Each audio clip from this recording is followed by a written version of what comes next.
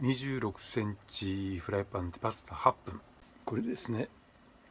4番です。ミートソースはいろいろ混ぜて作りました。チーズはね、イタリアのバルミジャルジャーノと茹で出しでコンソメで顆粒だしかでスープ。これちょっと使いづらかったですよ、おろし器。これにキャベツをトッピング。食べてみよう。完食しました。